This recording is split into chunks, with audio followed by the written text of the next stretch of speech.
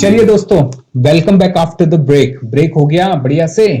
चाय Y P ली? हाँ जी sir, सब कुछ हो गया बढ़िया से। बस आप पढ़ाई शुरू करा दीजिए। तो आओ भैया, अपनी कमर को सीधी करें और अपना आगे का लेक्चर कंप्लीट करें। सर हम क्या पढ़ रहे थे? मैंने आपको लिखवा दिया था, हमें करना है sir importance of strategic management. चलो तो पहले इसको लिख लो, फिर इसको समझते हैं। आओ लिखो मेरे साथ साथ। The main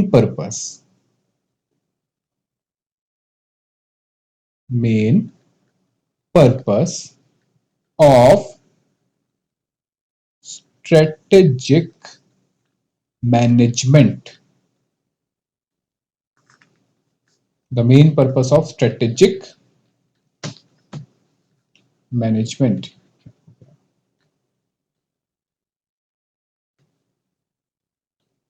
is to help a company perform better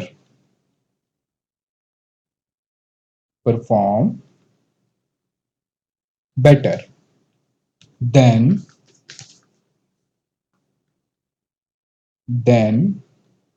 its competitors,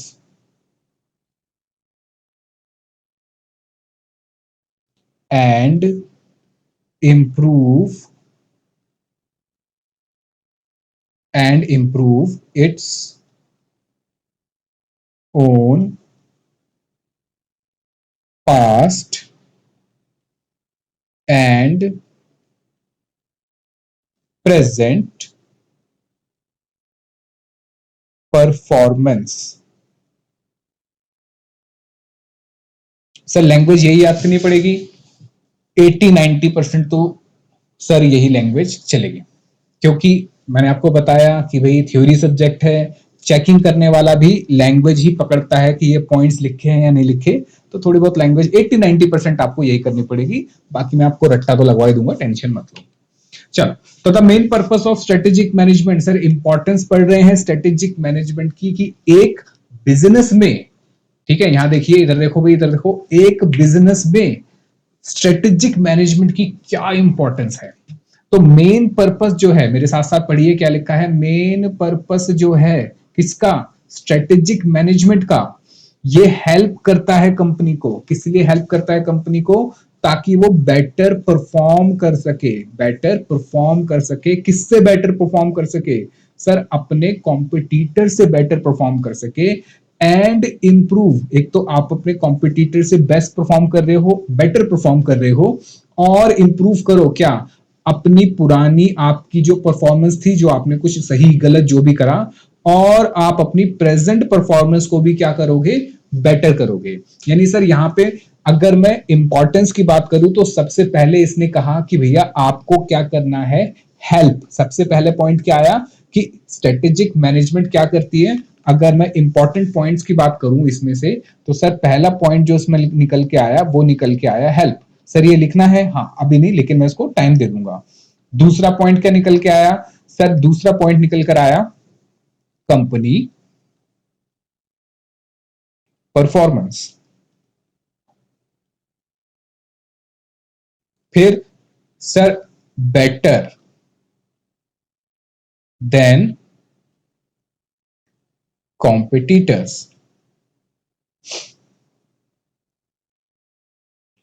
और कौन सा पॉइंट निकल कर आया? सर पॉइंट निकल कर आया इंप्रूव पास्ट प्रेजेंट क्या? परफॉर्मेंस। अब लिख लो। यानी अगर मैं की पॉइंट्स को याद कर लूं और उसके बेसिस पे पूरा सेंटेंस बना लूं, तो क्या मैं पूरा सेंटेंस याद कर सकता हूं? हाँ सर, ये तो बड़ा इजी है। देखो इंपॉर्टेंस की आप बात कर रहे हो, आप कह रहे हो मेन पर्पस है। क्या है मेन पर्पस? क्या सबसे पहला पॉइंट आया? हेल्प करना। किसको हेल्प करना सर? हेल्प करना कंपनी को, ऑब्वियस बात है। किस लिए हेल्प करना सर? कंपनी की परफॉर्मेंस के लिए। कंपनी की परफॉर्मेंस के लिए। किससे? सर बेटर हो सके। किससे बेटर हो सके, अपने कॉम्पिटिटर से बेटर हो सके। उसके बाद सर इंप्रूव पास्ट और प्रेजेंट परफॉर्मेंस। ओहो सर ये तो याद हो गया, ऐसे याद नहीं हुआ। देखो मैं आपको जब कराऊंगा ना तो आपको लगेगा हाँ समझ आ गया, याद हो गया। आपको ये पढ़ना पड़ेगा, याद रखना, आपको ये ढंग से रिवाइज करना पड़ेगा।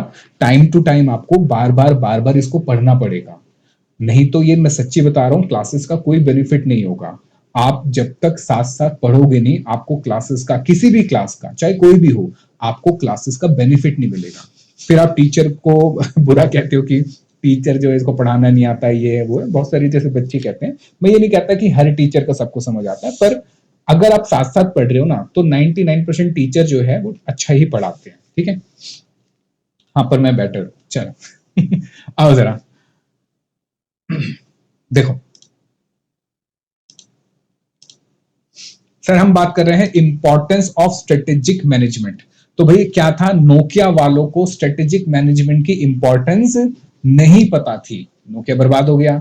नोकिया वालों को स्ट्रेटेजिक मैनेजमेंट की इंपॉर्टेंस नहीं पता थी। ये इंपॉर्टेंट क्वेश्चन है, याद रखना, एग्जाम में आता है। अब इसमें 7 पॉइंट्स हैं। कितने पॉइंट्स है? 7 पॉइंट्स। तो देखो क्या लिखा है, नोकिया वालों को स्ट्रेटेजिक मैनेजमेंट की इंपॉर्टेंस नहीं पता थी। अगर मैं नोकिया का या आप नोकिया के सीईओ होते तो आप क्या करते? आप 7 काम करते। याद रखना, आपको इंपॉर्टेंस ऑफ स्ट्रेटेजिक मैनेजमेंट को लिंक करना है किससे?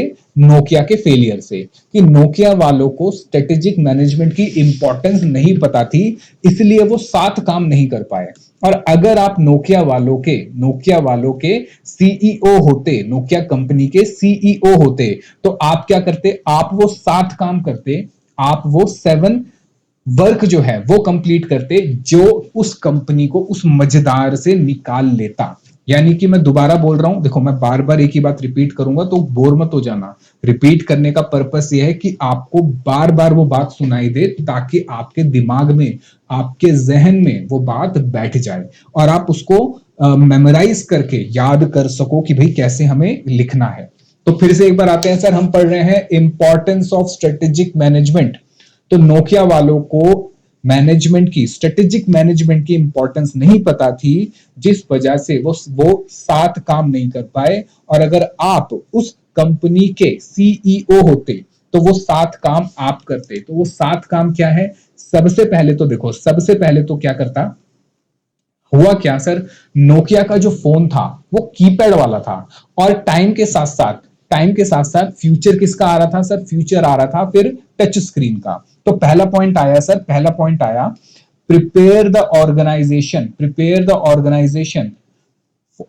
To the to face the future. क्योंकि सर क्या था, जब टाइम बदल रहा था तो कीपैड वाले फोन निकाले जा रहा था नोकिया, और एंड्रॉइड के आने के बाद कीपैड वाले फोन लगभग खत्म होते जा रहे थे, क्योंकि यूजर को नया एक्सपीरियंस मिल रहा था किससे?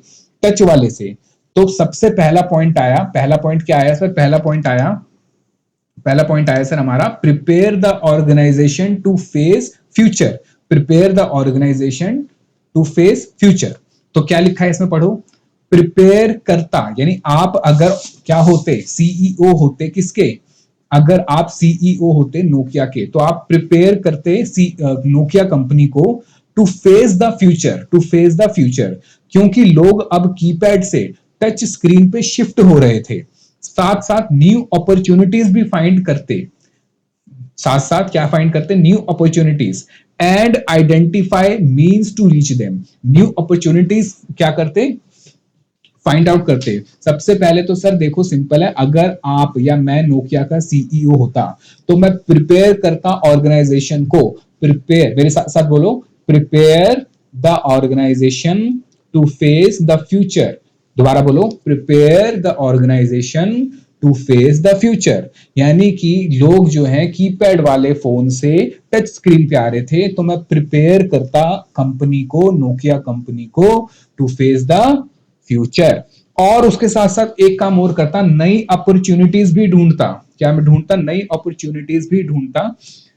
और किस तरीके से उसको रीच आउट कर पाते, जैसे सैमसंग ने करा सर, सैमसंग ने फोन बनाया, सैमसंग ने टैबलेट भी बनाने शुरू करे। नोकिया ने टैबलेट नहीं बनाए, टैबलेट का अपना एक मार्केट है। तो नई अपॉर्चुनिटीज ढूंढते और मींस टू रीच देम। फिर जैसे सैमसंग ने ये फ्लैगशिप फोन निकालने शुरू करे बढ़िया बढ़िया से। एस सीरीज उसकी निकली, अभी भी एस सीरीज ही चल रही है। और उसके बाद फिर उसने देखा कि नहीं, शाओमी जो है कम में लेकर आया, तो वो कम मतलब एम सीरीज अपनी लेकर आया, जिसमें वो थोड़ा सस्ते में भी मोबाइल देने लग गया।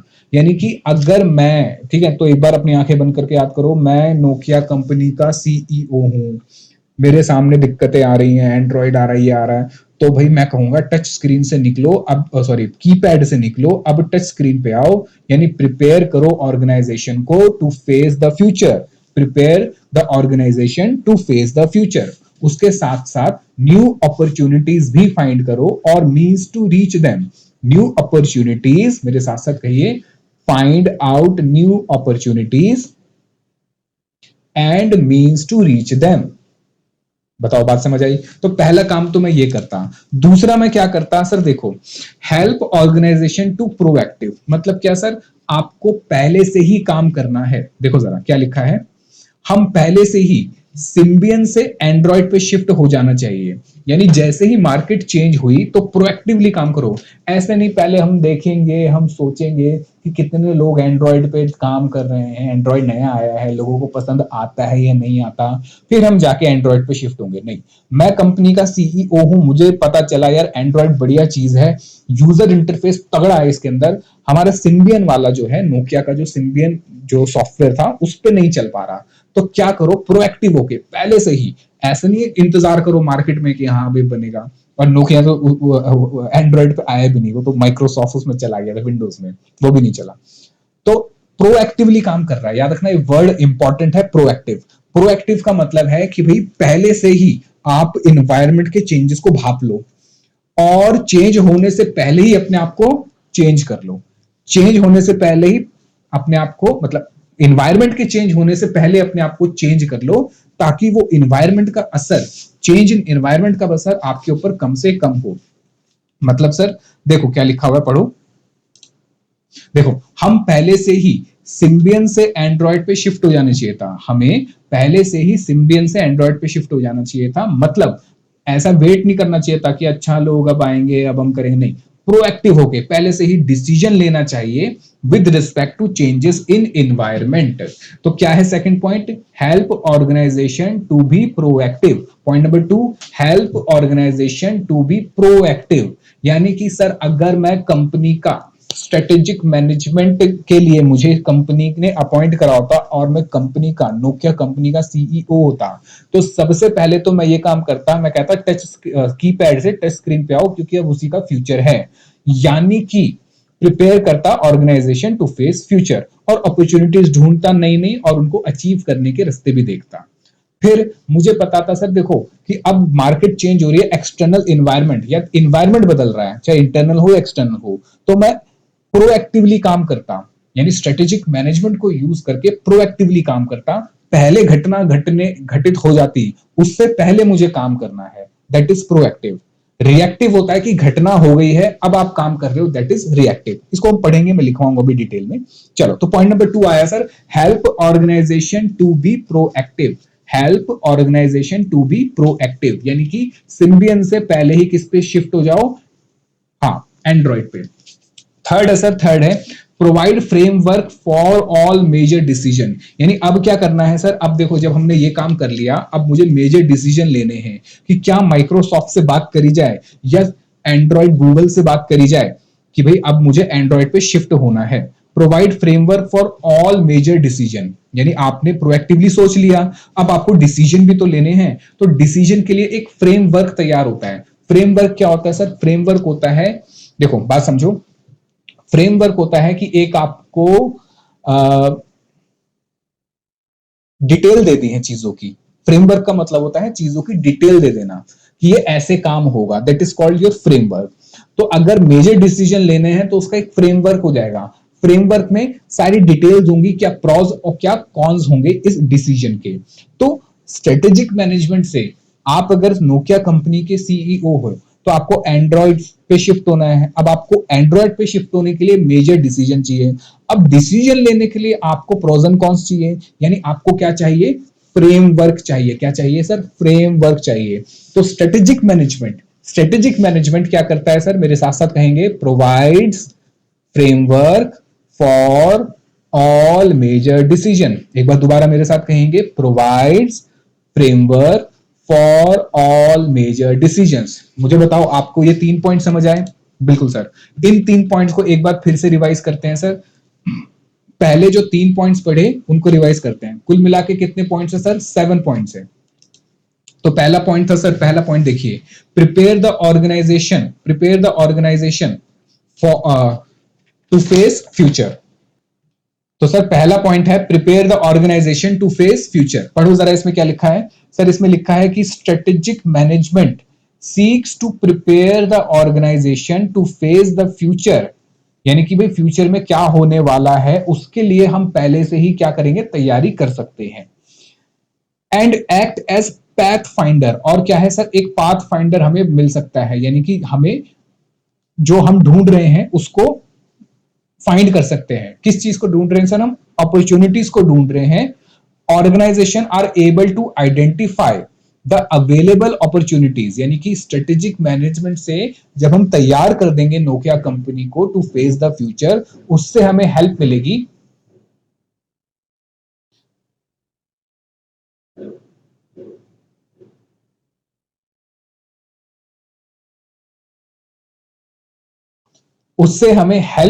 क्या चीज के लिए सर? To identify opportunities. यानी कि जो अपॉर्चुनिटीज है उनको आइडेंटिफाई करना, और मींस टू रीच देम।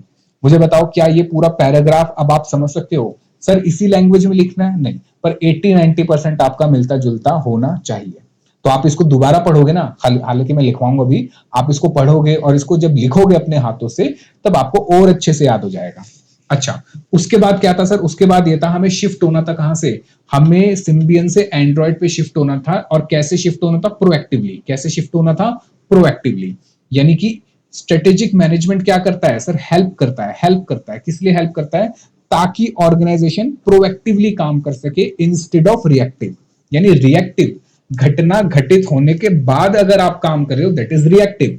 और घटना घटने से पहले आपको अगर अंदाजा हो गया है और पहले आपने मार्केट में धूम मचा दी, पहले प्रोडक्ट लॉन्च कर दिया या पहले अपने आप को बदल दिया, दैट इज प्रोएक्टिव। तो हमेशा क्या काम करना चाहिए सर? हमें हमेशा प्रोएक्टिव काम करना चाहिए, रिएक्टिव नहीं करना चाहिए। जैसे सर हम आर्टिकलशिप में जब जाएंगे तो आर्टिकलशिप में कभी कभी है ना, ऐसा होगा कि हमें मेल दे दी जाएगी और एक ऑफिस की मेल होगी।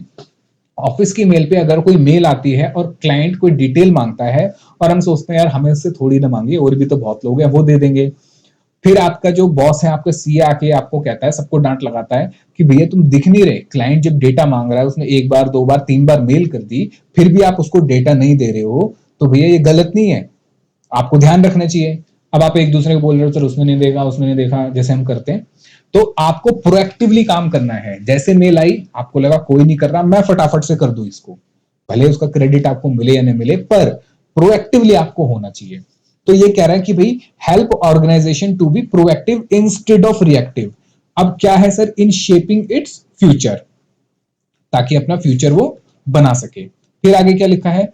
Organisation are able to analyse and take actions instead of being spectators. यानी आप रिएक्टिव नहीं, रिएक्टिव होता है स्पेक्टेटर्स की, घटना घट गई अब काम करेंगे, तो आप स्पेक्टेटर हो गए नहीं, आप स्पेक्टेटर यानी कि दर्शक की जगह आप क्या करोगे? आप एनालाइज करोगे और एक्शन लोगे।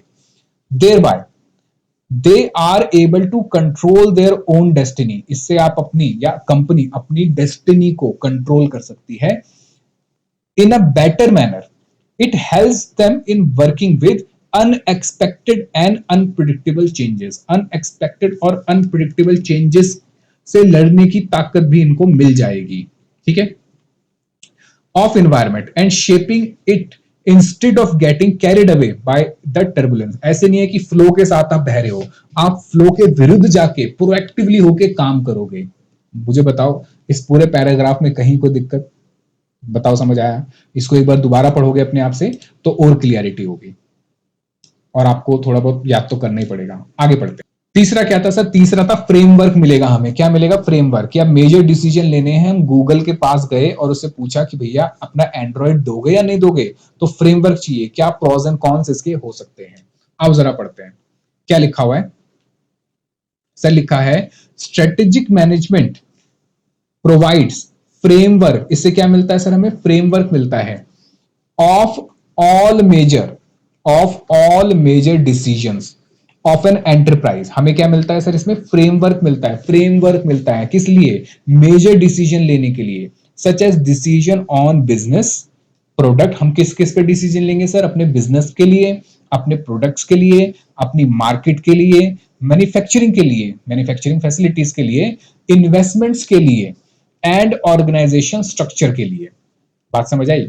It provides better guidance to entire organisation on the crucial point what is trying to achieve. भाई हम क्या अचीव करना चाहते हैं, मेजर डिसीजन। बताओ मेजर डिसीजन किस चीज चीज के लिए है सर, मेजर डिसीजन का पहले तो फ्रेमवर्क मिलेगा, हेल्प करता है फ्रेमवर्क प्रोवाइड करने में, प्रोवाइड करता है फ्रेमवर्क। मेजर डिसीजन क्या हो गया सर, इन्वेस्टमेंट मेजर डिसीजन होता है, और प्रोडक्शन मेजर डिसीजन होता है, और डिस इन्वेस्टमेंट मेजर डिसीजन होता है, मर्जर मेजर डिसीजन होता है, और सर जैसे कि हमारा न्यू मार्केट मेजर डिसीजन होता है, न्यू प्रोडक्ट मेजर डिसीजन होता है। उसके साथ साथ क्या आता है सर, उसके साथ साथ हमें बेटर गाइडेंस भी मिलती है। क्या मिलती है सर, बेटर गाइडेंस भी मिलती है to entire organisation on crucial point. यानी अगर कोई ऐसा क्रूशियल पॉइंट आता है, हमें लगता है कि भैया यहां तो बड़ी गड़बड़ हो गई है, तो उसके लिए भी फ्रेमवर्क प्रोवाइड करता है। मुझे बताओ बात समझ आई या नहीं आई।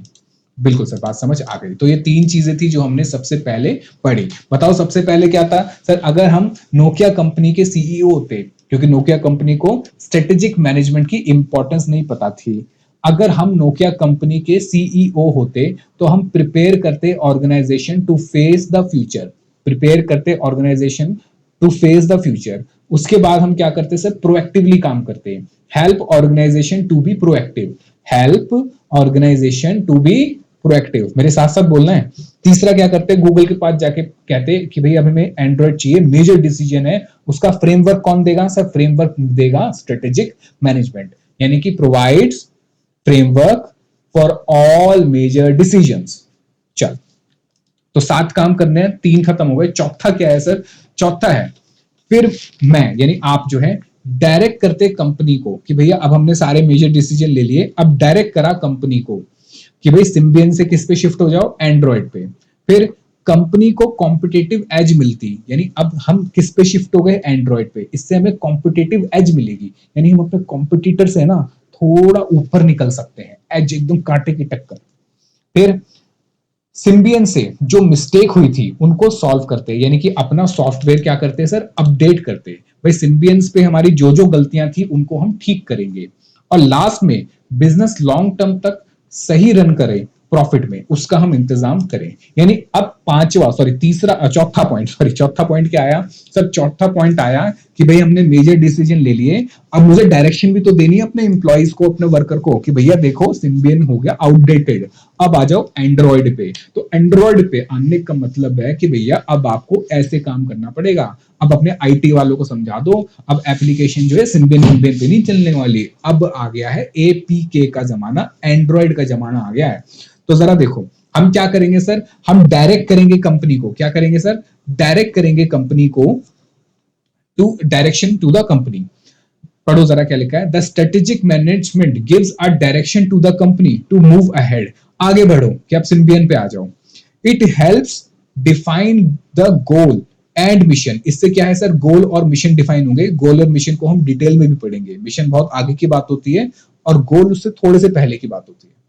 It helps management to define realistic objective, यानी ऑब्जेक्टिव आपके रियलिस्टिक होने चाहिए, and goals which are in line with the vision of the company. और ये कंपनी का जो विजन है, जो वो दूर तक देख पा रही है, उससे मिलता जुलता या उसी के ऊपर ही होना चाहिए। यानी सिंपल है भैया, कंपनी को डायरेक्शन देंगे और उसके लिए बातें कर रहा है, ये करेंगे वो करेंगे, सब चीजें कि मिशन होना चाहिए, गोल डिफाइन होगा, रियलिस्टिक होने चाहिए और इन लाइन होने चाहिए with the mission of vision of the company. अब मैं क्या करूंगा सर, कंपनी को कॉम्पिटेटिव एज मिलेगी इससे। आगे बढ़ो, develop certain core competency and competitive edge, यानी कि सर अब क्या होगा, strategic management help the organisation to develop certain core competency. अब क्या है, हम जब एंड्रॉइड लेकर आ जाएंगे तो हमारे पास कुछ कोर कंपिटेंसी तो है, क्योंकि हमारे जो फोन है नोकिया का सबसे मेन पॉइंट क्या था, मेन सबसे इंपॉर्टेंट सर नोकिया का है ना, जो सबसे इंपॉर्टेंट और सबसे अच्छा जो एक प्रॉस था, उसका बेनिफिट जो हमें मिलता था, एक इंपॉर्टेंट कैरेक्टरिस्टिक आप कह सकते हो कि सर उसके फोन जो थे वो बहुत ज्यादा ड्यूरेबल थे। उसको फेंक के मारते थे, चिथड़े हो जाते थे, बैटरी निकल गई, सब कुछ निकल गया, उसको लगाते थे सर, ऑन हो जाता था। ठीक है, तो यानी कि कोर कंपिटेंसी, इसको कहते हैं कोर कंपिटेंसी। तो strategic management help organisation, strategic management help organisation, एक काम करता हूं, देखो जरा, आइए देखें क्या लिखा है। Strategic management help the organisation to develop core competency. तो पॉइंट क्या आया सर, कोर कंपिटेंसी, और उसके साथ साथ क्या सर, कॉम्पिटेटिव एडवांटेज। यानी स्ट्रेटेजिक मैनेजमेंट से दो चीजें मिल गई, कोर कंपिटेंसी, हमारे फोन बहुत ड्यूरेबल है, और कॉम्पिटेटिव एज, क्योंकि अब हम एंड्रॉइड पे आ गए हैं, अब हम कंपटीशन दे सकते हैं।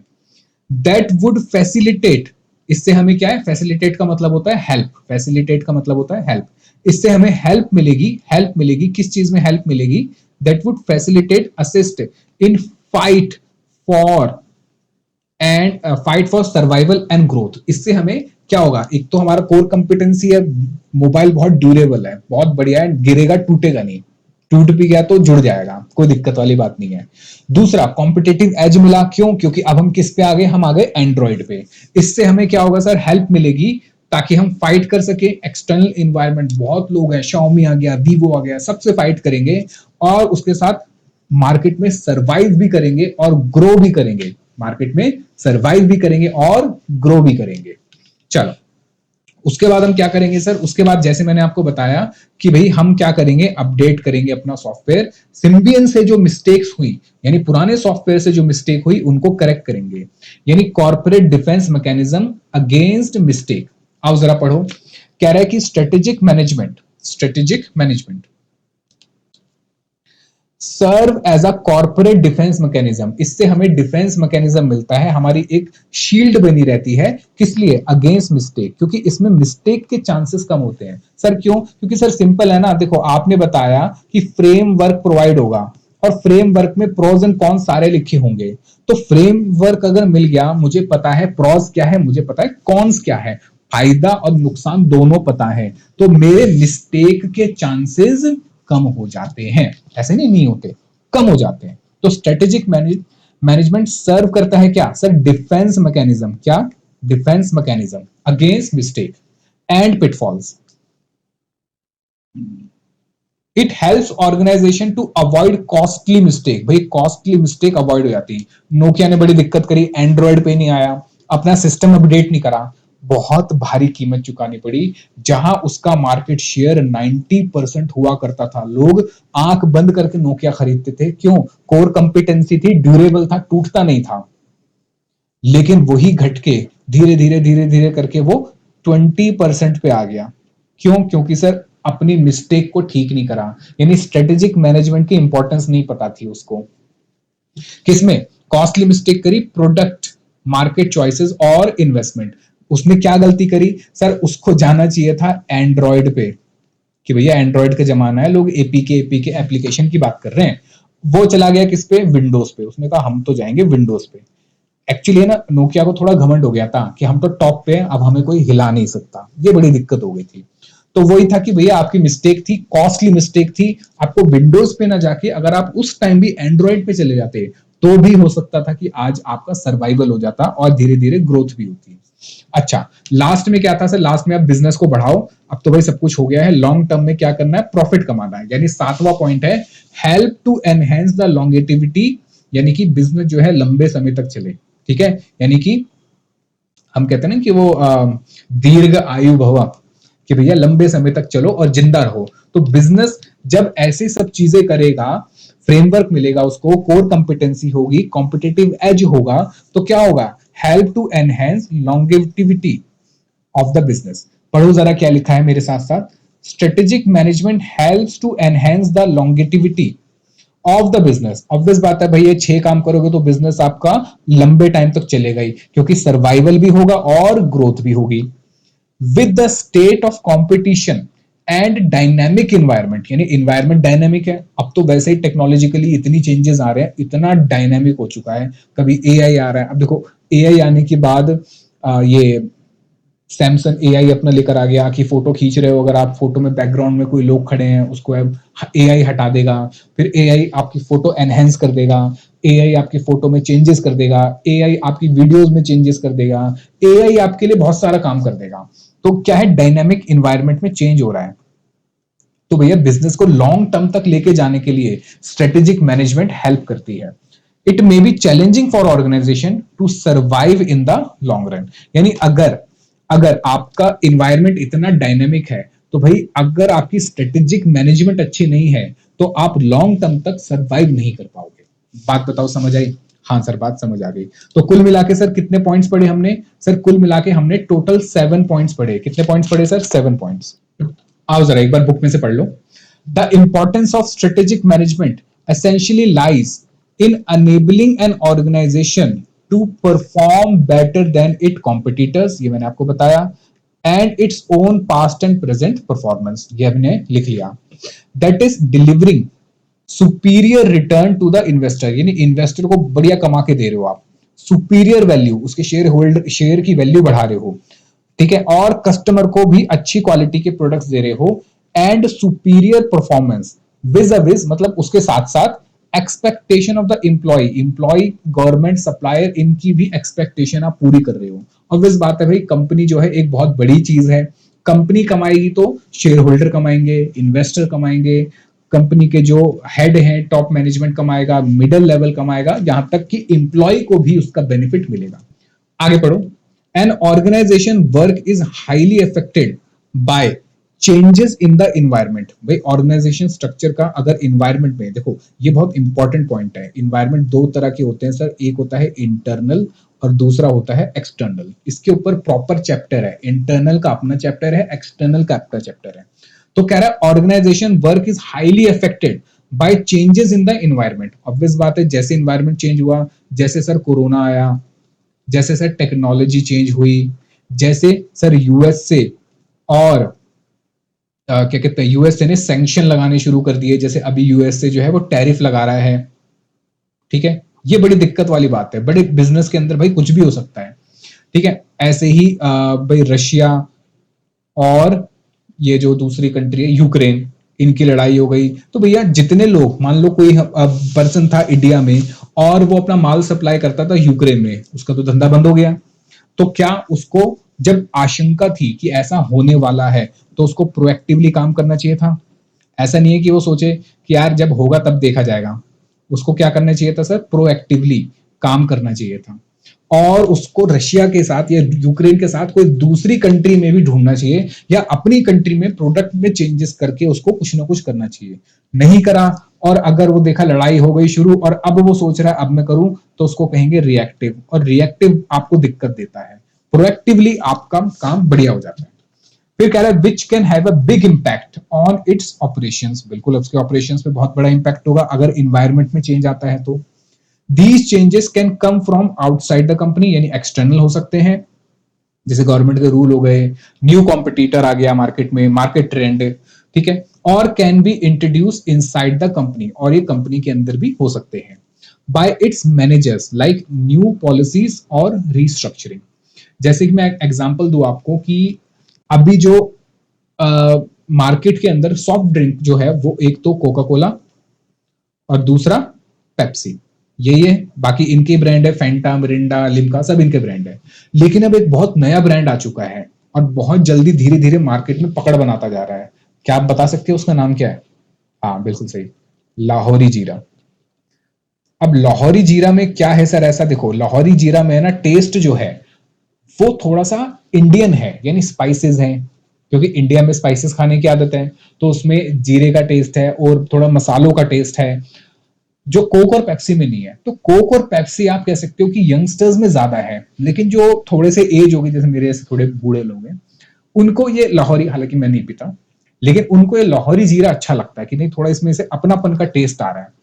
अब क्या होगा, अभी तो देखो कोक और पेप्सी को कोई दिक्कत नहीं है क्योंकि इनका मार्केट शेयर बहुत बड़ा है, लेकिन धीरे धीरे जब ये लाहौरी जीरा और बड़ा होता जाएगा, तो कोक और पेप्सी सेम अपना ब्रांड निकाल देंगे, लाहौरी जीरा जैसा ही अपना एक सॉफ्ट ड्रिंक और निकाल देंगे, पक्का निकाल देंगे, 100% देखना।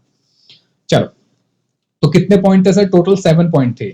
डायरेक्शन सबसे पहला पॉइंट था सर, सबसे पहला पॉइंट था हम उसको फ्यूचर के लिए सबसे पहला था ये प्रिपेयर द ऑर्गेनाइजेशन। ये मैंने सीक्वेंस में वैसे लिखा है जैसे बुक में था, लेकिन हम याद ऐसे करेंगे। तो पहला पॉइंट मेरा क्या है, prepare the organisation to face future opportunities, बिल्कुल। उसके बाद सेकंड पॉइंट क्या था सर, सेकंड पॉइंट देखो याद करो, सेकंड पॉइंट था हमारा हमारा sir help organisation to be proactive. देखो यहां पे help organisation to be proactive, ये रहा पॉइंट नंबर 2 कि भाई प्रोएक्टिव होना है इंस्टेड ऑफ रिएक्टिव। उसके बाद क्या था सर, उसके बाद फ्रेमवर्क था कि भाई मेजर डिसीजन है उसका फ्रेमवर्क प्रोवाइड करता है। उसके बाद क्या था सर, कोर कॉम्पिटेंसी और कॉम्पिटेटिव एडवांटेज मिलेगा। फिर सर कॉर्पोरेट डिफेंस मैकेनिज्म मिल जाएगा हमें से, और हम लॉन्गेटिविटी यानी अपना बिजनेस लॉन्ग टर्म तक बढ़ा सकते हैं। ये सब आपको अच्छे से याद करना है, ये अच्छे से आपको लिखना भी है। मैं आपको बताऊंगा आपको क्या क्या लिखना है, ठीक है। चल अब इसके बारे में आगे लिखो। ये हमने यहां तक लिख लिया था, आगे लिखो। The overall objectives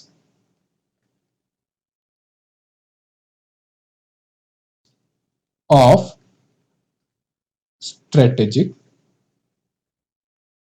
management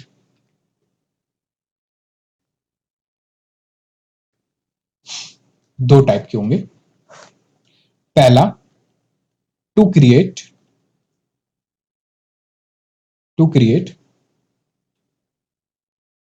competitive advantage, ठीक है। इसमें आगे लिखो, so that company can out out perform it's competitors, ठीक है। दूसरा, ये जो मैंने आपको पैरा लिखवाया ना, उसी के अंदर से ही छांट के मैं आपको लिखवा रहा हूं कि क्या चीज है। React to changing environment at right time, ठीक है। चलो अब वो 7 पॉइंट जो थे वो लिखने हैं। ये लिख लिया आपने, लिखो आगे। Major benefits of strategic management, ठीक है। लिखो इसमें,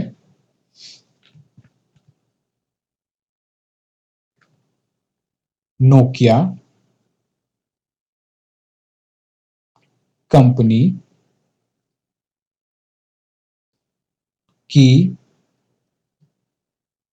नोकिया कंपनी की नहीं, आगे वो नहीं है जो आप सोच रहे हो, वो लिखो।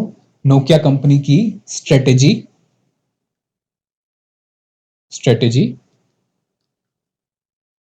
सही नहीं, सर ये हिंदी में लिखना है, हाँ हिंदी में लिखना है। नोकिया कंपनी की स्ट्रेटेजी सही नहीं थी, उनको कॉमा डाल के लिखो, उनको स्ट्रेटेजिक मैनेजमेंट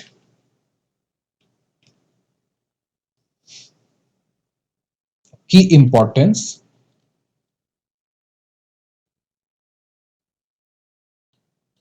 नहीं पता थी, नहीं नहीं पता थी।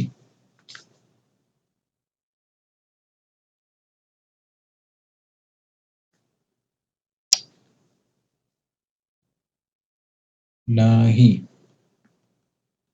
पता थी, क्या हो रहा है।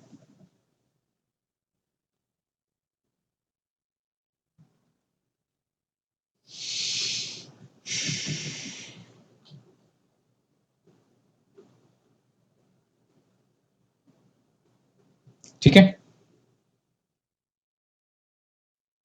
लिख लो इसको, लिखिए इसमें पॉइंट नंबर 1। हमें क्या करना है सर, नोकिया कंपनी वालों को स्ट्रेटेजिक मैनेजमेंट की इंपॉर्टेंस पता नहीं थी। अगर हम या आप उसके सीईओ होते तो क्या करते, तो सर हम prepare organisation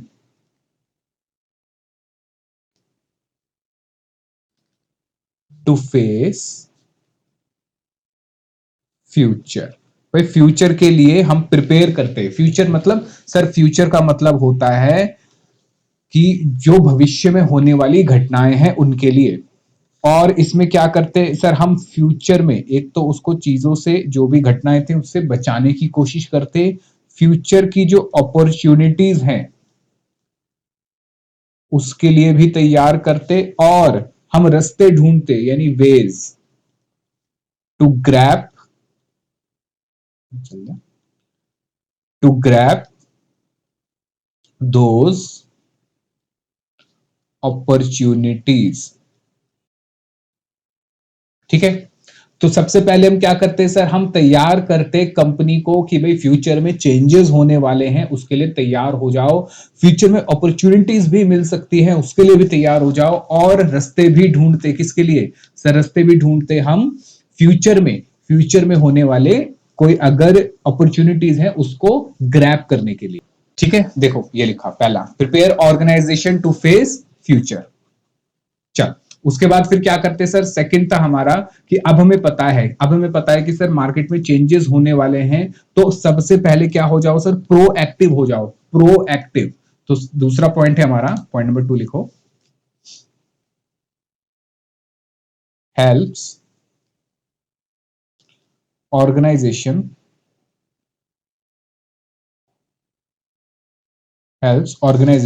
to be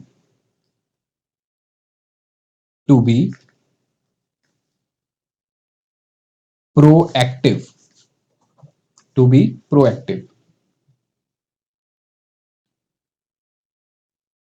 proactive instead of reactive.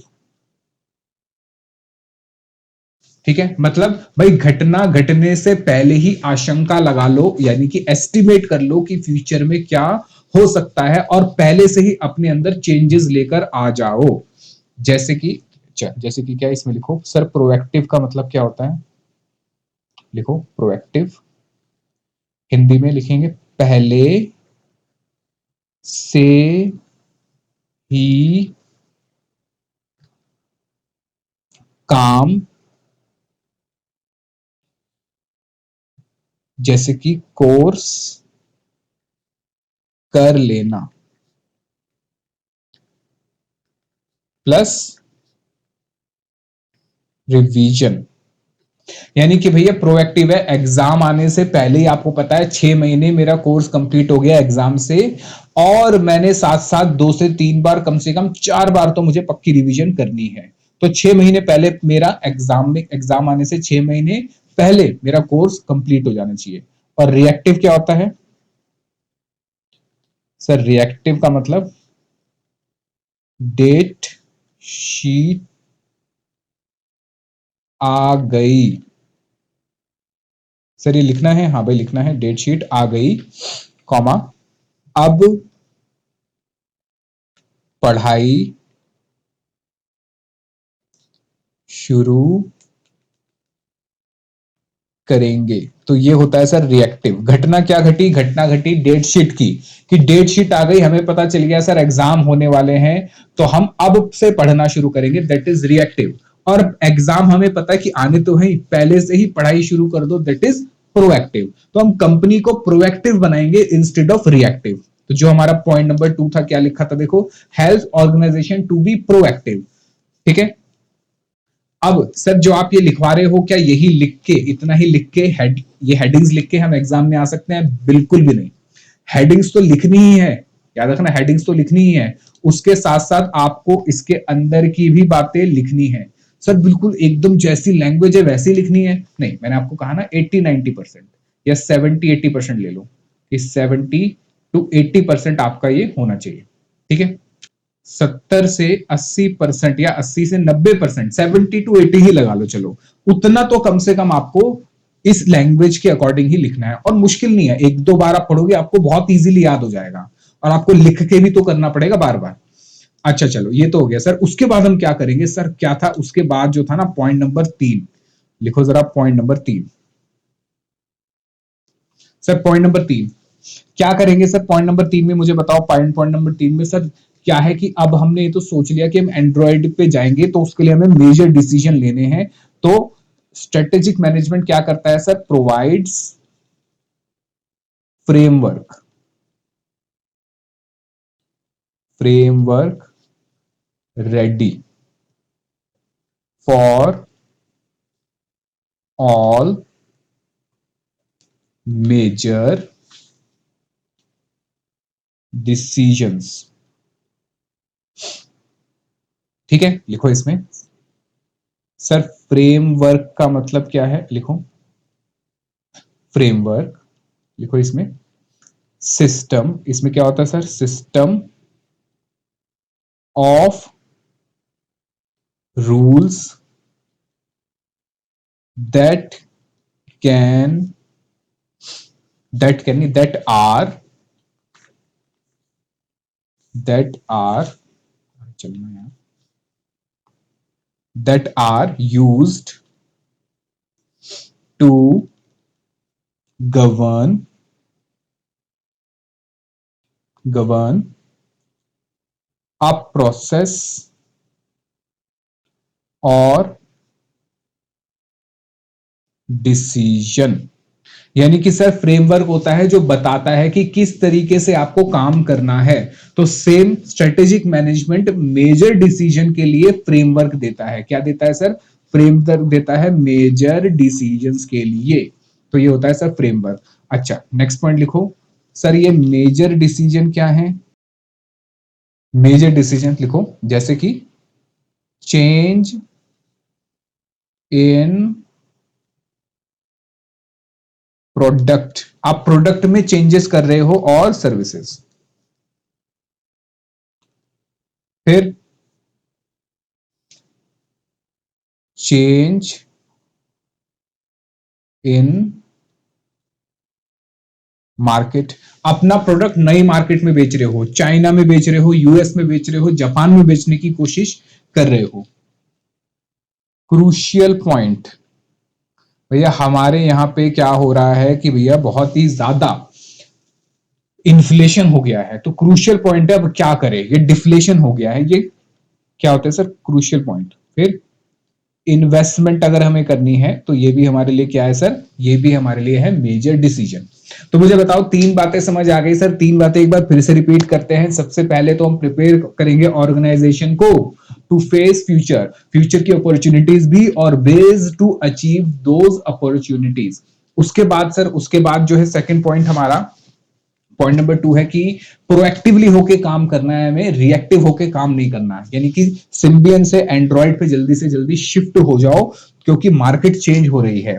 अच्छा, अब भाई शिफ्ट तो होना है, उसके लिए क्या करना है सर, मेजर डिसीजन लेने हैं, और मेजर डिसीजन के लिए फ्रेमवर्क होना जरूरी है। और स्ट्रेटेजिक मैनेजमेंट हमें प्रोवाइड करता है मेजर डिसीजंस लेने के लिए फ्रेमवर्क को। फ्रेमवर्क क्या है सर, फ्रेमवर्क सिस्टम है जिसमें रूल्स लिखे होते हैं कि किस तरीके से काम करना है, प्रोज एंड कॉन्स लिखे होते हैं चीजों के।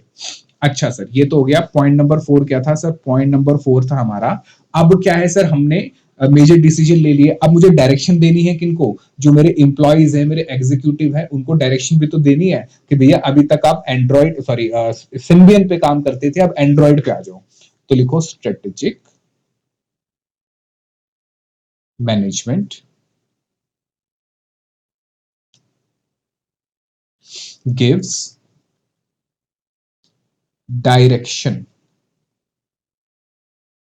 Direction to company. ठीक है, मतलब क्या है सर, इसके अंदर आएंगे सर गोल्स, मिशन, ये हमें पढ़ना है डिटेल में है, और विजन और रियलिस्टिक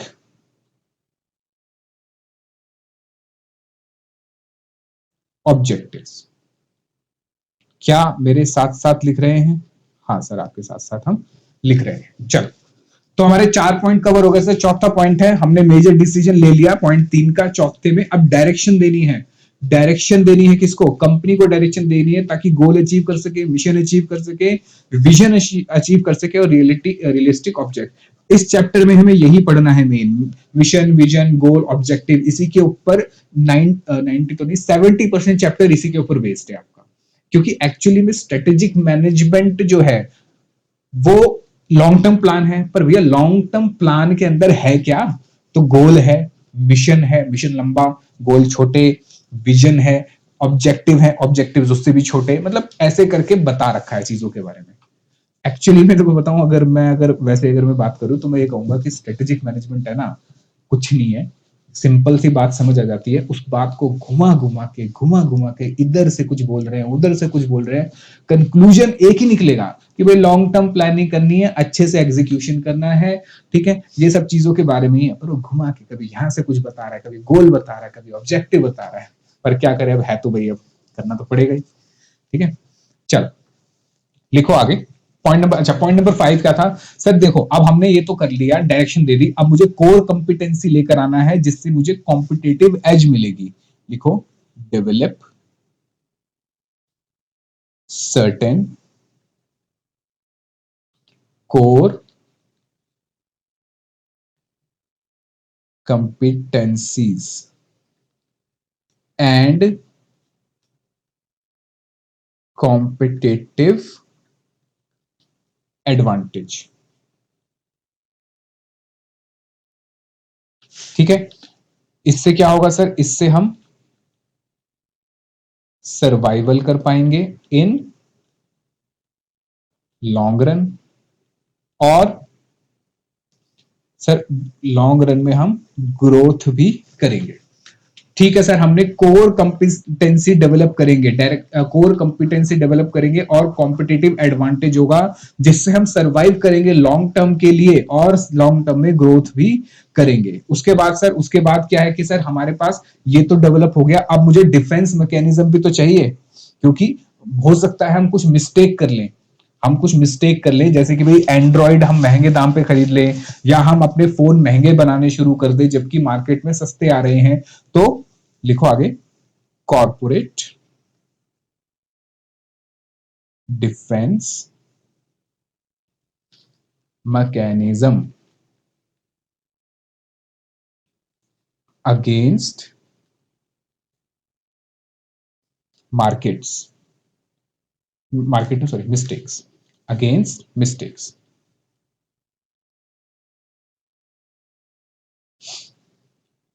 इसमें हम क्या करेंगे सर? Avoid costly mistakes. यानी कि सर जो फ्रेमवर्क हमें मिलेगा, पॉइंट नंबर कौन सा था सर फ्रेमवर्क का? पॉइंट नंबर हमारा था ये सेकंड वाला, ये देखो, जो हमें फ्रेमवर्क मिलेगा, उस फ्रेमवर्क से हमें ये पता चल जाएगा कि डिफेंस मैकेनिज्म क्या होगा अगेंस्ट मिस्टेक, क्योंकि वहां पे रूल्स लिखे होंगे, प्रॉस एंड कॉन्स लिखे होंगे, तो हम अवॉइड कर पाएंगे क्या? कॉस्टली मिस्टेक अवॉइड कर पाएंगे। और इससे सम अप अगर मैं करूं तो क्या होगा सर? अगर हम ये सब चीजें करते हैं तो कंपनी लॉन्ग टर्म में बहुत चलेगी, कंपनी जिंदा रहेगी, हम बहुत लंबे टर्म तक कंपनी को चला पाएंगे। तो पॉइंट नंबर 7 है, helps to enhance the longevity of business.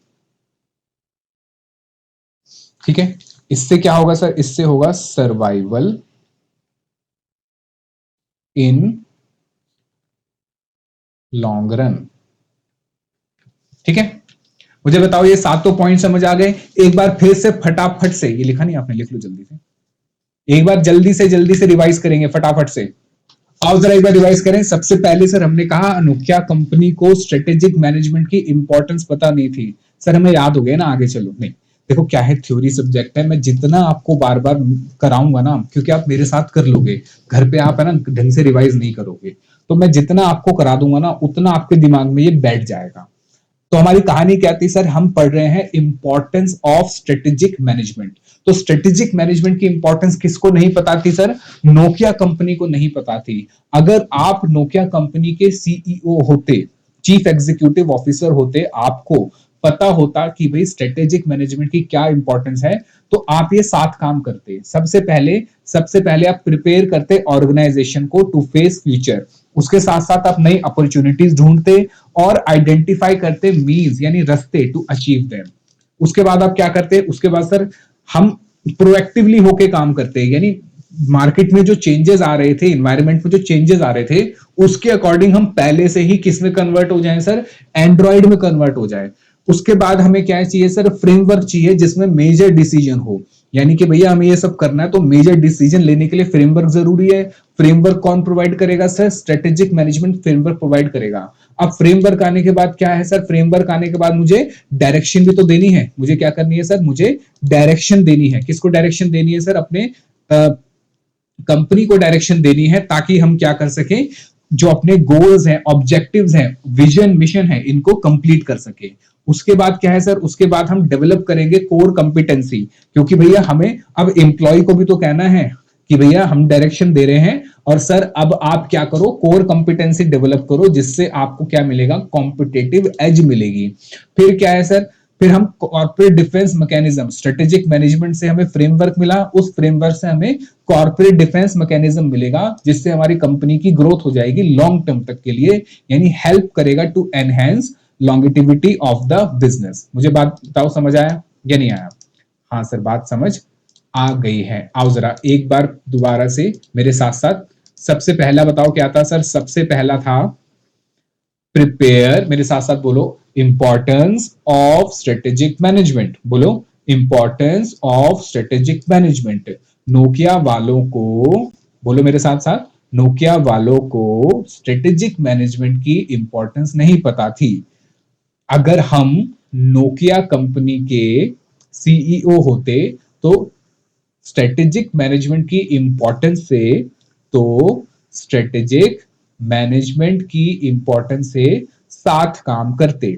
सबसे पहले point number 1, prepare prepare the organisation to face future. मेरे साथ साथ बोलो, prepare the organisation to face future. फिर क्या करते, फिर हम helps organisation to be proactive, helps organisation to be proactive. उसके बाद स्ट्रेटेजिक मैनेजमेंट हमें प्रोवाइड करता फ्रेमवर्क, प्रोवाइड, बोलो provide framework for all decisions, provide framework for all decision. फिर ये बच्चों की तरह पढ़ा रहे हो, देखो पढ़ना पड़ेगा, आपको याद करना है ना, तो ऐसे ही पढ़ना पड़ेगा। अच्छा, उसके बाद क्या था सर, उसके बाद हम डायरेक्शन देंगे, तो लिखो डायरेक्शन टू द कंपनी, लिखो direction to the company to achieve goal, to achieve goals, mission, vision, to achieve goals, mission, vision and objectives. और क्या करेंगे सर, पॉइंट नंबर 5 में हम डेवलप करेंगे कोर कंपिटेंसी, लिखो, सॉरी बोलो, develop certain core competency, develop certain core competency and competitive edge, and competitive edge. इससे अच्छा, उसके बाद सर कॉर्पोरेट डिफेंस मैकेनिज्म मिलेगा हमें, ताकि हम मिस्टेक ना करें। लिखो पॉइंट पॉइंट नंबर 6 में कहो, corporate defence mechanism against mistake, corporate defence mechanism against mistake. और इससे क्या है सर, हमारी कंपनी की लॉन्गिटिविटी बढ़ जाएगी। हेल्प्स, बोलो helps to enhance, helps to enhance longevity of the business, longevity of the business. ठीक है, अब आपको क्या करना है सर, आपको ये होमवर्क भी है आपका, है क्लास खत्म नहीं हुई, तो सोच रहे हो क्लास खत्म हो गई, नहीं क्लास खत्म नहीं हुई है। आपका होमवर्क ये है कि ये आपको ढंग से पढ़कर आना है पूरा अच्छे से। तो आपको मैं यहीं पे ही एक होमवर्क भी दे रहा हूं, होमवर्क का रजिस्टर आपको वैसे तो इसी में कर लेना, होमवर्क का रजिस्टर अलग से मत बनाना, छोड़ो, क्योंकि जरूरत नहीं पड़ेगी, मैं सब कुछ लिखवा ही दूंगा आपको। अब आपको क्या करना है, जो मैंने आपको पढ़ाया, क्या इंपॉर्टेंस ऑफ स्ट्रेटेजिक मैनेजमेंट, ये आपको कंप्लीट रीड करना है, कम से कम 3 टाइम्स। याद रखना 3 बार आपको पूरा पूरा रीड करना है। बताओ बात समझ आई या नहीं आई? ये तो पढ़ना ही है, जो मैंने आपको लिखवाया ये तो पढ़ना ही है। उसके अलावा जो मैंने आपको बुक में दिया है वो कम से कम आपको 2 से 3 बार, 3 बार तो आपको पढ़ना ही है। मुझे बताओ बात समझ आई? क्या मैं कह सकता हूं कि आपको इंपॉर्टेंस ऑफ स्ट्रेटेजिक मैनेजमेंट समझ आ गया? बिल्कुल सर, हमें इंपॉर्टेंस ऑफ स्ट्रेटेजिक मैनेजमेंट समझ आ गया है। ठीक है, चल। अच्छा, आगे आता है लिमिटेशन ऑफ स्ट्रेटेजिक मैनेजमेंट। आओ जरा पहले समझ लेते हैं फिर करेंगे। लिमिटेशन भी इंपॉर्टेंट है, क्योंकि अगर इंपॉर्टेंस का क्वेश्चन आता है तो एग्जाम में लिमिटेशन का क्वेश्चन भी आता है। क्योंकि देखो हर चीज के दो पहलू होते हैं, एक सिक्के के दो मुंह होते हैं। तो अगर स्ट्रेटेजिक मैनेजमेंट की इंपॉर्टेंस है तो कहीं ना कहीं स्ट्रेटेजिक मैनेजमेंट के नुकसान भी है।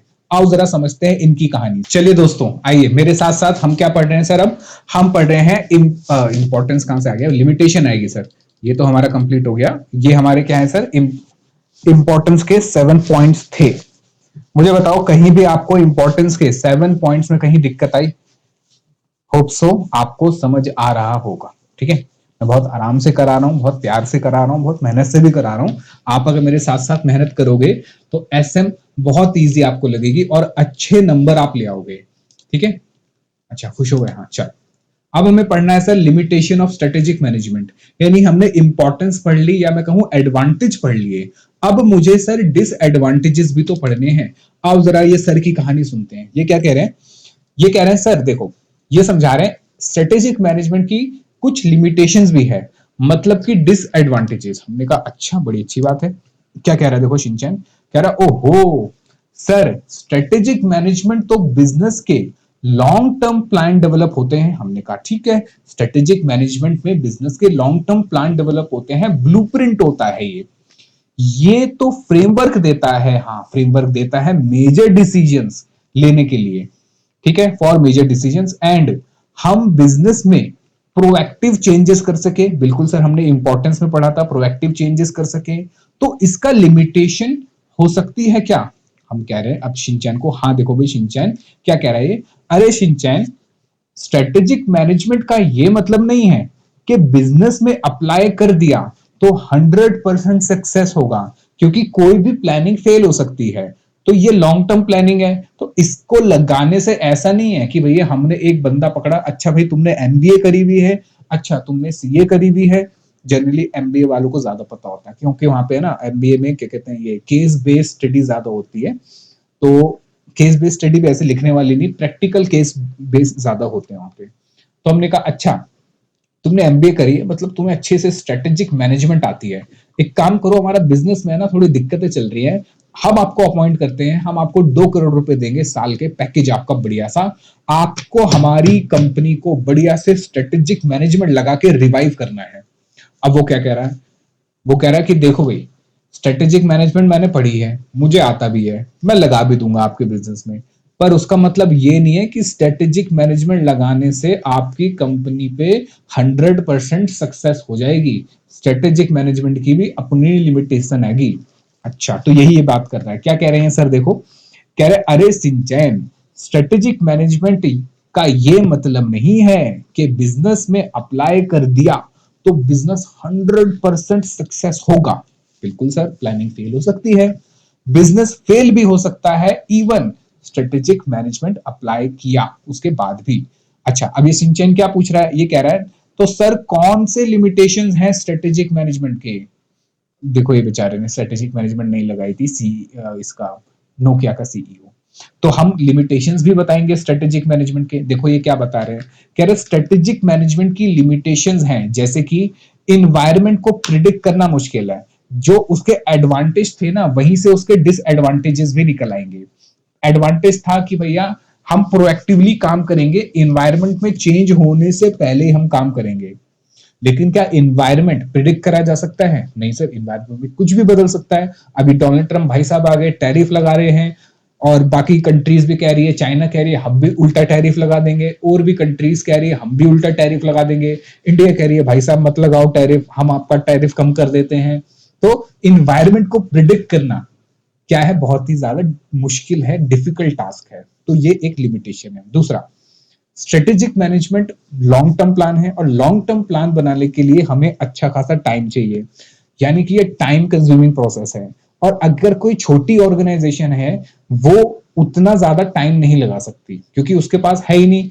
भैया लॉन्ग टर्म प्लानिंग बनाने हैं, छोटी ऑर्गेनाइजेशन है और इतना अगर टाइम लग जाएगा तो वो बिजनेस सर्वाइव नहीं कर पाएगा, क्योंकि टाइम के साथ हमें चलना पड़ेगा ना। सिंपल जैसे कि भाई 3 महीने में एग्जाम है, ठीक है, रिजल्ट आता है तो लगभग हमें 2.5 महीने के करीब, 2 महीने के करीब मिलते हैं। अब आपने पढ़ाई ही ढंग, या आपने नहीं मतलब किसी बच्चे ने पढ़ाई ही ढंग से नहीं करी और वो 2 महीने में सोच रहा है मैं कोर्स कंप्लीट करके रिवाइज कर लूंगा, नहीं हो सकता। तो टाइम कंज्यूमिंग प्रोसेस है पढ़ाई करना भी, ऐसे ही स्ट्रेटेजिक मैनेजमेंट भी टाइम कंज्यूमिंग प्रोसेस है, आपका अच्छा खासा टाइम खा जाएगा और छोटी ऑर्गेनाइजेशन इतना बर्डन नहीं ले सकती। दूसरा, टाइम कंज्यूमिंग होने के साथ साथ हमने जो एमबीए को हायर करा जिसको स्ट्रेटेजिक मैनेजमेंट आती थी, कितना पैकेज था उसका सर? 2 करोड़ रुपए। तो तीसरा पॉइंट क्या है हमारा सर? बहुत कॉस्टली होता है। ठीक है, पॉइंट नंबर 3 पढ़ो क्या लिखा है सर? बहुत कॉस्टली होता है इसे इंप्लीमेंट करना, एक्चुअल में बहुत कॉस्टली होता है क्योंकि बहुत सारी चीजें होती है, रिसर्च करना पड़ता है, लोगों को हायर करना पड़ता है, प्लानिंग वालों को पैसा देना पड़ता है, बहुत सारी चीजें होती है। फिर कॉम्पिटिटर्स का क्या रिएक्शन होगा सर? जैसे कि हमारा इन्वायरमेंट था, इन्वायरमेंट में कॉम्पिटिटर भी तो आता है, तो कॉम्पिटिटर का पॉइंट अलग लिख दिया, एक्चुअली वो इन्वायरमेंट में ही आता है। ठीक है, अच्छा हमें ये भी पता था उसका बेनिफिट क्या था स्ट्रेटेजिक मैनेजमेंट का, कि कोर कंपिटेंसी और कॉम्पिटिटिव एज मिलेगी, लेकिन हमें पता ही नहीं है सर, हमें पता ही नहीं है कि हमारा कॉम्पिटिटर क्या रिएक्शन देगा। ये भी हो सकता है प्लान उल्टा पड़ जाए। भाई कोक ने अपने बॉटल के दाम गिराए 5 रुपए, 2 रुपए से, पेप्सी ने 3 रुपए से गिरा दिए, तो भैया हमने सोचा था दाम कम करेंगे ज्यादा कमाई हो जाएगी, लेकिन पेप्सी ने और कम कर दिया, हमारा उल्टा जितना बिकता था उससे भी कम हो गया। तो ये भी क्या हो सकता है, मतलब एक लिमिटेशन हो सकती है। मुझे बताओ आपको बात समझ आई? अभी पढ़ेंगे इसको, लिखेंगे भी, पर मुझे बताओ कि आपको इतना समझ आया? ठीक है सर। तो सबसे मेन पॉइंट क्या है सर? सबसे पहला पॉइंट है इन्वायरमेंट जो है हाईली कॉम्प्लेक्स है। क्या है सर? हाईली कॉम्प्लेक्स है। आओ जरा पढ़े क्या लिखा है। The business environment is highly complex and always changing. Highly complex है और हमेशा बदलता रहता है। It is very difficult to predict how things will change in future. बिल्कुल भाई, फ्यूचर में कैसे चेंज होगी हमें नहीं पता। Sometimes company may make wrong estimate about future which can lead to failure of strategic plans. फिर a business is affected by many external factors, क्योंकि भैया हम इन्वायरमेंट की बात कर रहे हैं, इन्वायरमेंट हमारा चेंज हो जाएगा, बहुत ही कॉम्प्लेक्स होता है उसको एस्टिमेट करना। इस वजह से कभी कभी हमारे प्लान फेल भी हो जाते हैं। और बिजनेस किससे अफेक्ट होता है सर? एक्सटर्नल फैक्टर, जैसे कि सप्लायर हो गया, कस्टमर हो गया, गवर्नमेंट हो गई, अदर एक्सटर्नल फैक्टर जिसमें कंपटीशन, इकोनॉमिक कंडीशन, ये सब चीजें आती हैं। फिर आगे पढ़ो क्या लिखा है। If company completely depends on business strategy, अगर हम पूरी तरह से बिजनेस स्ट्रेटेजी पे ही मान के बैठ गए कि हाँ भाई हमने तो बढ़िया सी स्ट्रेटेजी बना ली, अब तो बढ़िया तरीके से हमारा बिजनेस ग्रो करेगा, without considering these unpredictable changes, यानी अगर आपने ये जो अनप्रिडिक्टेबल चेंजेस हैं, supplier, customer, government, other competitor, मतलब इन्वायरमेंट जो हाईली कॉम्प्लेक्स है और आपने अपने तरीके से एस्टिमेशन करके आप अपना काम कर रहे हो, तो आपको क्या करना पड़ेगा सर? आपका जो स्ट्रेटेजिक मैनेजमेंट है, लॉन्ग टर्म प्लान है, वो फेल कर सकता है। यानी सर इससे ये बात समझ आई कि हम प्लान तो बनाते हैं, लॉन्ग टर्म प्लान बनाते हैं, फिर शॉर्ट टर्म बनाते हैं, एग्जीक्यूशन करते हैं, लेकिन टाइम के साथ साथ उनको बदलना भी पड़ता है, क्योंकि हाईली कॉम्प्लेक्स है क्या? एक्सटर्नल या इन्वायरमेंट हमारा। ठीक है, तो ये लिखा है, पढ़ो जरा क्या लिखा है। If a company completely depends on it's business strategy without considering these unpredictable changes, it can make big mistake in a fast changing environment. Business should stay flexible, आपका फ्लेक्सिबल होना चाहिए बिजनेस और उसकी स्ट्रेटेजी भी, to adopt new situations. मुझे बताओ बात समझ आई या नहीं आई? हाँ सर बात समझ आ गई है। आओ जरा सबसे पहले हेडिंग डालो कॉन्सेप्ट नंबर 5, रजिस्टर पे लिखो कॉन्सेप्ट नंबर 5, लिखो लिमिटेशंस, लिमिटेशंस और disadvantages of strategic मैनेजमेंट। ठीक है, बताओ सबसे पहले पॉइंट क्या था हमारा? सर इसमें कोई कहानी नहीं है, ये सिंपल है, इसमें कोई कहानी नहीं है, ये बहुत सिंपल है। सबसे पहला पॉइंट क्या था सर? सबसे पहला पॉइंट था, लिखो, environment.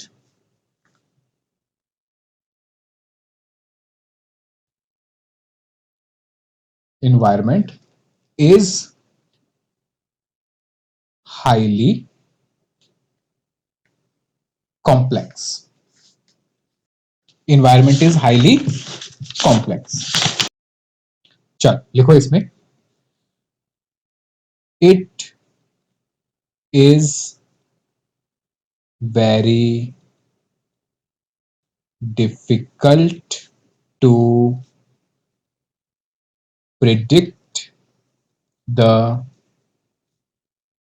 future. Point number two, sometimes companies make wrong assumptions about future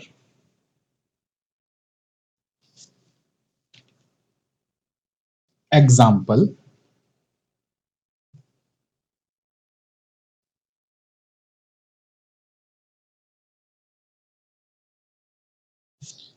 Electric two wheeler। Sir हमें एग्जाम में ये एग्जाम्पल लिखना है। आप अगर एग्जाम में एग्जाम्पल लिखोगे ना तो बहुत अच्छा है, क्योंकि क्या है, देखो जो चेकर है ना, वो भी देखो इतने कॉम्प्लेक्स वर्ड जो है ना, वो भी उसको नहीं पता, रियली बता रहा हूँ, उसको भी इतना कॉम्प्लेक्स वर्ड पे इतना ध्यान नहीं देता वो।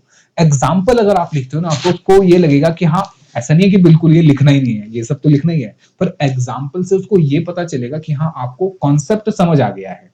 ठीक है, तो एग्जाम्पल जरूर लिखना अगर आपको याद आता है तो। Electric two wheeler company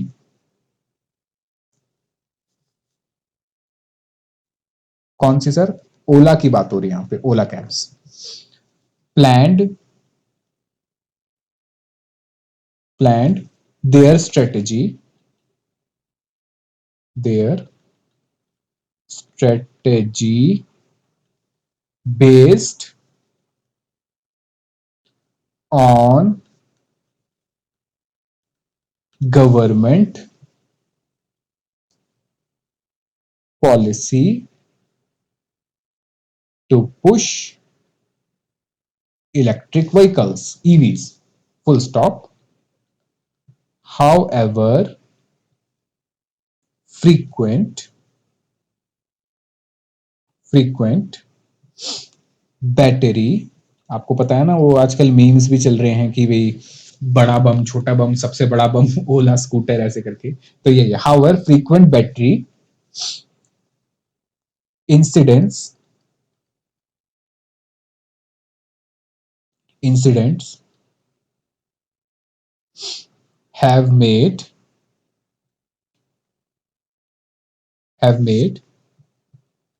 customers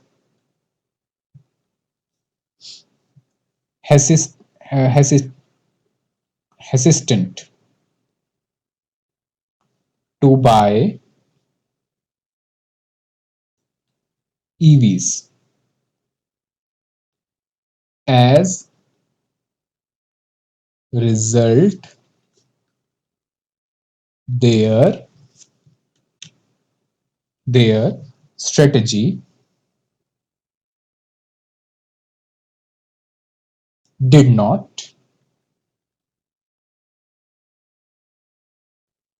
work as expected. आगे लिखो,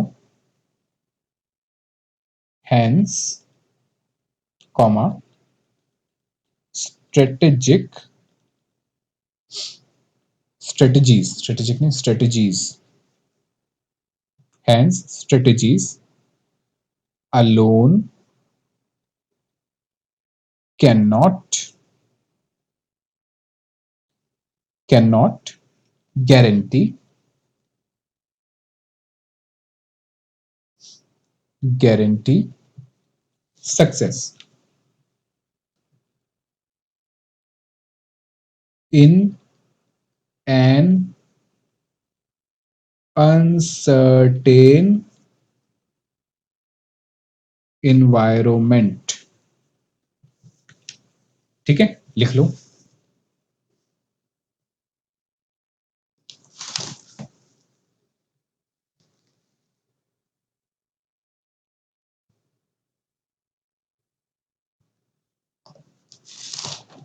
लिख लिया?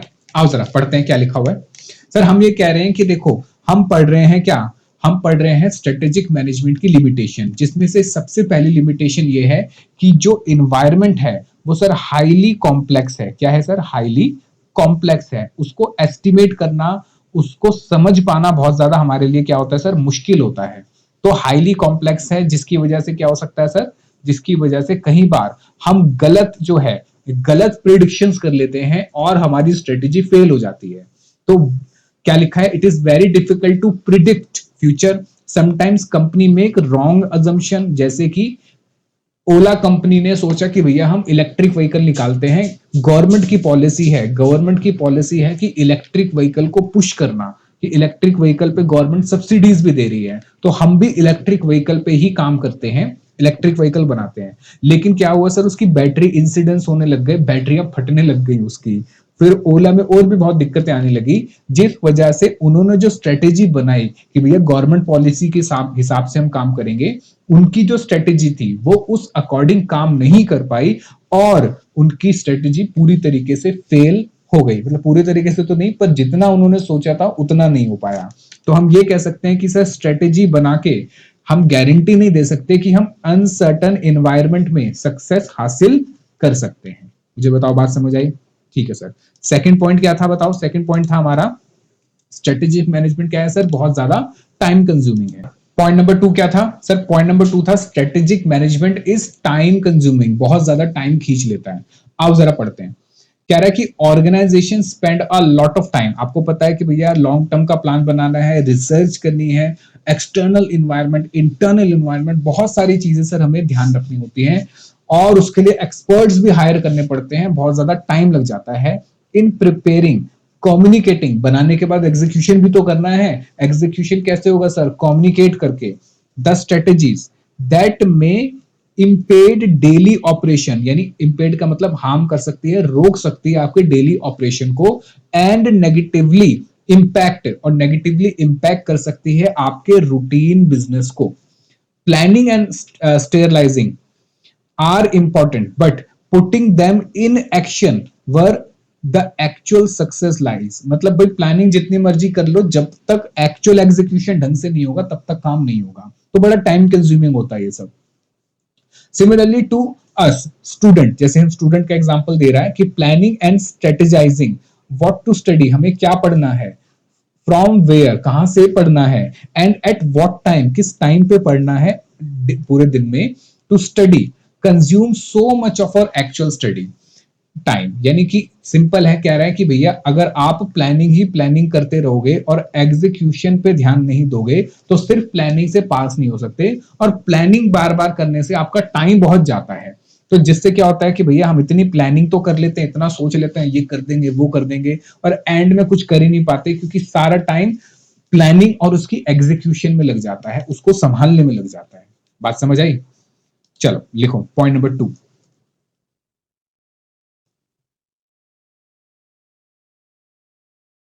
लिखो strategic management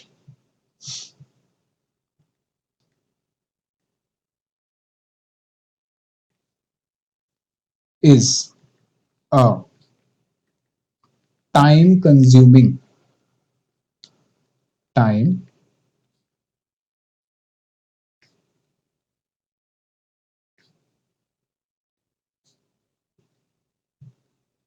time consuming process.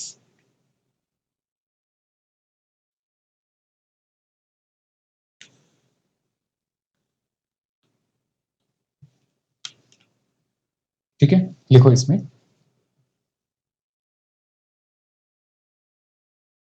Organisation spend lot of time in preparing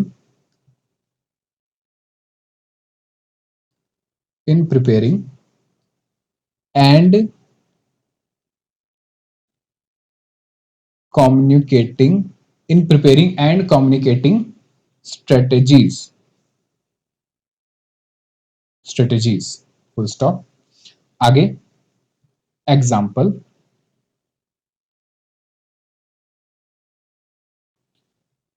as a student when we prepare when we prepare or plan our study schedule या schedule, comma it takes lot of time, बहुत time लग जाता है। इसमें क्या होता है sir, what to study, हम प्लान बनाते हैं तो कि भाई क्या पढ़ना है, अकाउंट्स पढ़ना है, एफएम पढ़ना है, कॉस्टिंग पढ़नी है, अकाउंट्स पढ़ना है या ऑडिट पढ़ना है। फिर विच बुक्स, भैया कौन सी बुक से पढ़ना है। फिर how much time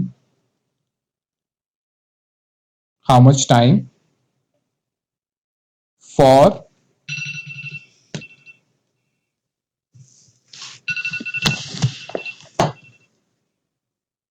how much time for a chapter या सब्जेक्ट। ठीक है, आगे लिखो, but when we actually get to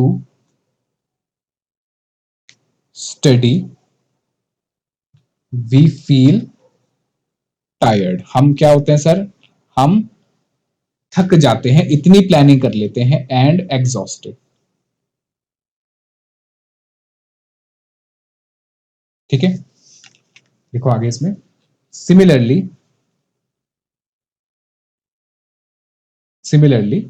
in business it way too much time is spent on planning and formulating।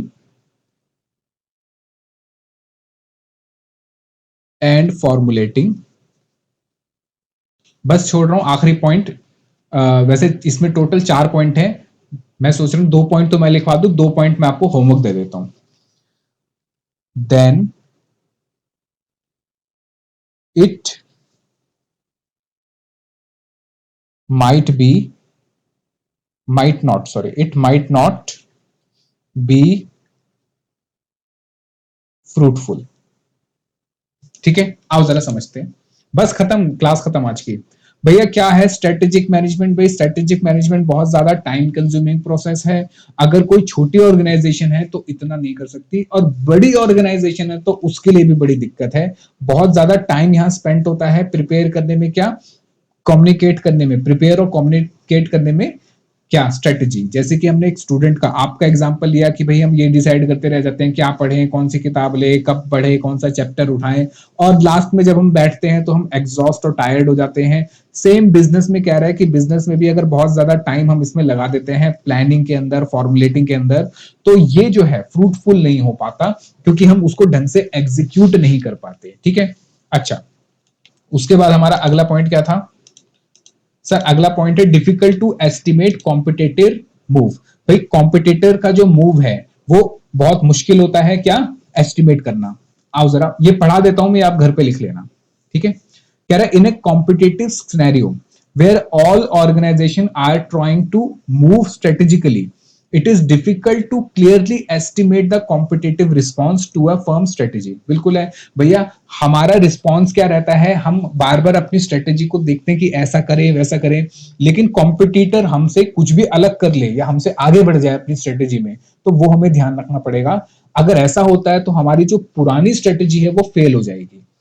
तो ये कह रहा है कि आगे पढ़ो कि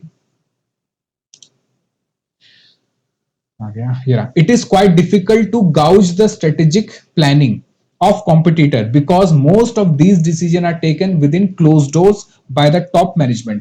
भैया कि हम कॉम्पिटिटर की जो स्ट्रेटेजी है उसको फाइंड आउट करना बड़ा मुश्किल है, क्योंकि टॉप लेवल के ये ऑफिशियल्स लेते हैं, उनको एक्चुअली में पता होता है क्या करना है। बाकी ऑफिशियल जो नीचे वाले होते हैं, जो डिपार्टमेंटल लेवल के होते हैं, उनको तो छोटी छोटी बातें बताई जाती हैं कि 20 साल का प्लान है, उनको 2 साल 5 साल के बारे में बताया जाता है। जैसे कि एग्जांपल है कि सर 2002 में कोका कोला ने क्या करा था, 2002 में कोका कोला ने रिड्यूस कर दिया था अपना 100 ml बॉटल का प्राइस 7 रुपए से 5 रुपए कर दिया था। तो उसने स्ट्रेटेजी अपनाई, लेकिन पेप्सी ने भी क्या करा, अपनी 100 ml बॉटल का प्राइस सीधा क्या कर दिया था, 5 रुपए कर दिया था। तो कॉम्पिटिटर का जो मूव है उसको एस्टिमेट करना मुश्किल है अंडर स्ट्रेटेजिक मैनेजमेंट। मुझे बताओ बात समझ आई? हाँ सर बात समझ आ गई है। चलो, तो हमारा कौन सा पॉइंट हो गया सर? ये वाला पॉइंट नंबर 4। वैसे पॉइंट नंबर 3 है इसमें, लेकिन इसमें पॉइंट नंबर 4 है। अच्छा, पॉइंट नंबर 4 हमारा जो है, लेकिन इसमें 3 लिखा हुआ है, वो क्या है कि सर स्ट्रेटेजिक मैनेजमेंट बहुत ज्यादा क्या है सर, कॉस्टली है। क्या है? बहुत ज्यादा कॉस्टली है। आइए जरा, पॉइंट नंबर हमारा कौन सा है sir? Point number 4, strategic management is costly. आओ जरा पढ़ते हैं। ठीक है, इज मनी इज, हाँ टाइम इज मनी या कॉस्टली है। ठीक है, देखो, strategic management is a costly process। strategic management adds a lot of expenses to the organization। मैंने बताया था कि भाई हम एक पर्सन को हायर करेंगे, ये एमबीए करा हुआ है, इसको अच्छे से स्ट्रेटजीज बनानी आती हैं, सर 2 करोड़ रुपए इसको देने पड़ेंगे। फिर ये रिसर्च में पैसा लगाएगा, फिर बोलेगा इस चीज का पैसा दो, फिर बोलेगा रिसर्च का पैसा दो, एक्सटर्नल एनवायरनमेंट की रिसर्च करनी है, एग्जीक्यूशन करना है, अच्छे वाले एम्प्लॉय लेकर आओ, सर ये बड़ा पैसा लगेगा और छोटे ऑर्गेनाइजेशन इसको अफोर्ड नहीं कर पाएगी। तो कह रहा है expert strategic planner need to be engage. यही एक्सपर्ट स्ट्रेटेजिक प्लानर आ गया। Efforts are made for analysis, analysis के लिए एफर्ट्स करने पड़ेंगे of external and internal environment, devise strategy and properly implement. यानी कि एक्सटर्नल एंड इंटरनल इन्वायरमेंट से हम स्ट्रेटेजी डेवलप करेंगे और उसको प्रॉपरली इंप्लीमेंट करेंगे। These can be really costly for the organization with limited resources, man, material, money, machinery। हमारे पास छोटे ऑर्गेनाइजेशन है सर, बहुत कम है, उसके लिए बहुत खर्चे वाला सौदा है सर, ये बड़ी दिक्कत है। Particularly when small and medium organization create strategies to compete। फिर कह रहा है कि strategic management required expert and these experts are very costly. Sir यही बात तो आपने यहां करी थी, वही बात यहां पे कर रहे हो। Thus the process as a whole required good amount of funds to be spent। तो भैया अच्छा खासा आपके पास बैकअप फंड होना चाहिए, इन्वेस्टर्स होने चाहिए, तब जाके आप क्या कर सकते हो, स्ट्रेटेजी अपनी बना सकते हो। बताओ समझ आया? ठीक है, चलो आज की क्लास यहीं तक रखते हैं। आपको मैंने होमवर्क क्या दिया सर? मैंने आपको होमवर्क ये दिया कि जो ये वाला पॉइंट है आपका, 2 पॉइंट मैंने आपको 2 पॉइंट तो करा दिए। कौन कौन से सर? एक तो मैंने आपको ये करा दिया point number 1, difficult to understand complex, इसको मैंने लिखवा भी दिया। दूसरा पॉइंट मैंने आपको करा दिया कि टाइम कंज्यूमिंग है। तीसरा पॉइंट आपका ये वाला था, क्लियरली एस्टिमेट कॉम्पिटेटिव। ठीक है, या कॉम्पिटिटर का जो रिस्पॉन्स है उसके लिए ये आपको राइट करना है, इसके बाद जो थर्ड पॉइंट है वो लिखना है, ये लिख लेना। और ये है सर पॉइंट नंबर 4, उसके बाद आपको ये लिखना है। तो ये आपको बुक में मिल जाएगा, ये आपको अपने रजिस्टर पे लिखना है, समझना है, देखना है, लिखना है। उसके अलावा जो भी मैंने आज की क्लास में आपको कराया, आज की क्लास मैंने बहुत हल्की लेके चला हूं, अभी मैंने ज्यादा कुछ नहीं कराया। अगली क्लास में हम बहुत अच्छी अच्छी चीजें समझेंगे, मिशन, विजन, गोल, उन सब के बारे में हम समझेंगे। तो आज की क्लास को यहीं तक रखते हैं और मैं मिलता हूं आपसे अगली क्लास में। तब तक के लिए बाय बाय, टेक केयर और पढ़ते रहिए, खुश रहिए और बस एंजॉय करिए लाइफ। ठीक है, चल मिलता हूं आपसे अगली क्लास में। तब तक के लिए बाय बाय, टेक केयर और जय हिंद।